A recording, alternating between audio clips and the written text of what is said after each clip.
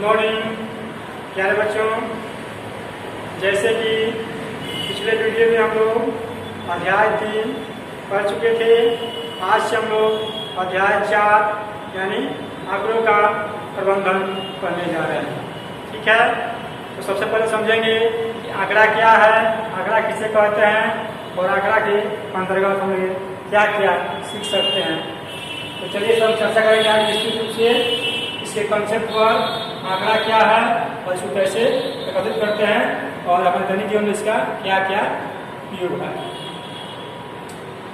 तो सबसे पहले लिखा गया है आंकड़ा, डाटा। आंकड़ा क्या है, तो लिखा गया है कि हमारे दैनिक जीवन में अनेक तरह की सूचनाएं सामने आती है। ठीक है, इन सूचनाओं को सुगमतापूर्वक समझने के लिए हमें एक आंकड़ा तैयार करना पड़ता है। ठीक है, क्या करना पड़ता है, तो एक आंकड़ा तैयार करना पड़ता है जिसके माध्यम से सूचनाओं को अच्छे से समझा जा सके, उसे आंकड़ा यानी डाटा कहते हैं। क्लियर? जैसे में लिखा गया है, जैसे मान लीजिए एक विद्यालय के छात्रों की संख्या क्या जी, जैसे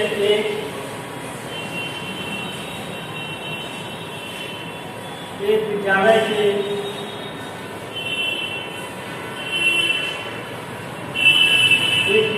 के छात्रों की संख्या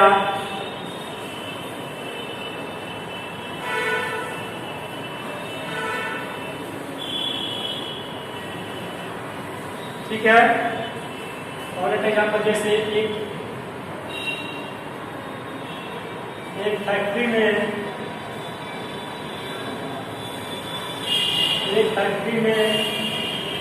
काम करने वाले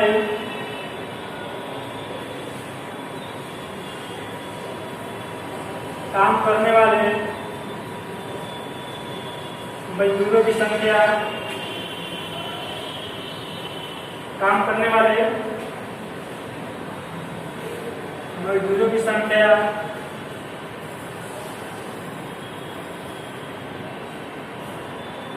ठीक है।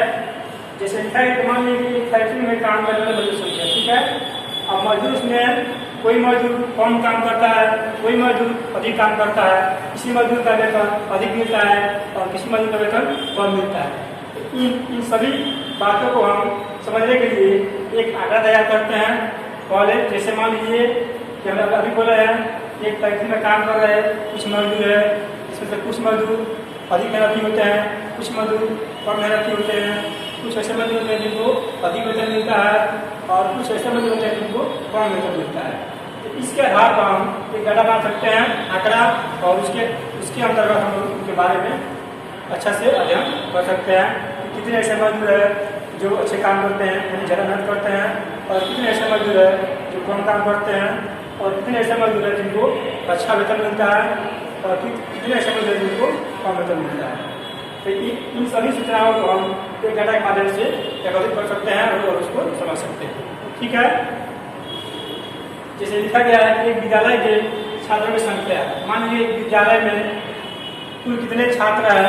ठीक है, और उसमें किस किस वर्ग के कितने छात्र हैं, किस किस विषय के कितने छात्र हैं, इन सभी सूचनाओं को जानकारी करने के लिए हमें एक डाटा यानी आंकड़ा की आवश्यकता पड़ती है। ठीक है, इन सभी सूचनाओं को जानने के लिए हम एक डाटा यानी आंकड़ा का प्रयोग करते हैं। यही लिखा गया है डाटा के बारे में। अब हम इसके आगे बढ़ेंगे। जैसे मान लीजिए एक और देते हैं एग्जाम्पल को, जैसे मान लीजिए एक फैक्ट्री में कुछ कर्मचारी है, जिसमें कुछ कर्मचारी कुशल है और कुछ क्या है जी अकुशल कर्मचारी है, यानी कुछ कर्मचारी कैसे है, कुछ कर्मचारी कुशल है और कुछ क्या है अकुशल है।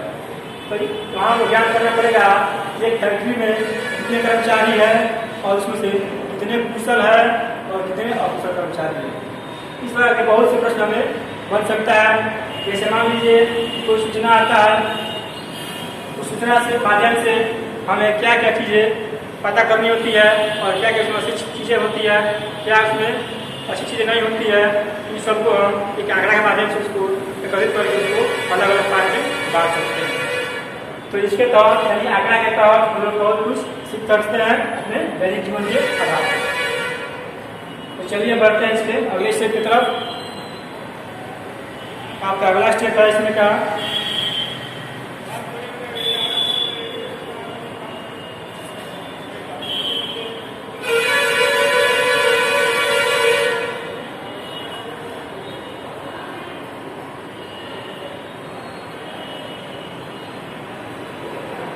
यहाँ ध्यान देना है कि इसके अंतर्गत हमें 3 चीजें पढ़नी है। के अंतर्गत हमें माध्यक और परिषद, ठीक है। तो इसके बाद हम चर्चा करने वाले हैं माध्यक और परिषद। इसमें लिखा गया है परिषद यानी रेंज। तो परिषद क्या होता है पहले इसको समझते हैं, ठीक है। परिषद यानी रेंज क्या होता है?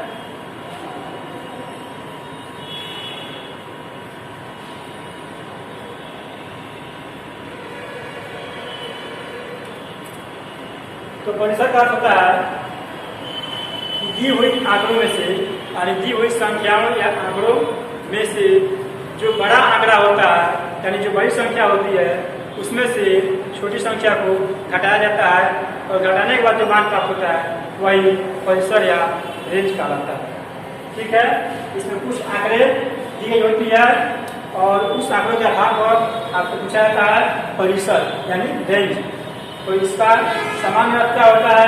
जो भी आपका आंकड़ा दी गई है उसमें जो सबसे बड़ी आंकड़ा है जो सबसे अधिक आंकड़ा है उसको उसमें से जो सबसे छोटी आंकड़ा है उसको क्या करते हैं? घटाते हैं। जैसे मान लीजिए यहाँ पे आंकड़ा को दी गई है 25, 5, 4, 3, 30, 48, ठीक है। मान लीजिए कि एक डाटा है, आंकड़ा है और पूछा जाए कि इसका परिसर क्या होगा। तो इसका परिसर क्या होगा? इसमें देखेंगे कि सबसे पहले इसको हम देखेंगे कि कौन इसका मान सबसे बड़ा है और कौन मान क्या सबसे छोटा है, ठीक है। क्या है? सबसे छोटा मान कौन है? 3 है। सबसे बड़ा मान क्या है? 48 है। यानी बड़े मान से छोटे मान क्या घटाएंगे, तो घटाने का जो मान प्राप्त होगा वैसे क्या इसका परिसर या रेंज कहलाता है। चलिए इसका लिखते हैं डिस्कशन पहले।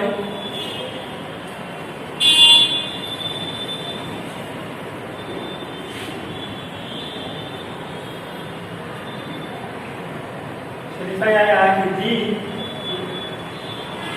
दी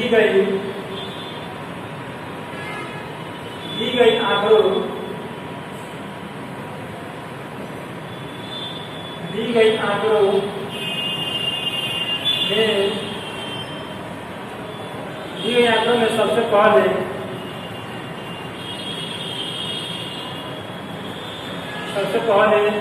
यह देखें कि दी गई आंकड़ों में सबसे पहले यह देखें कि कौन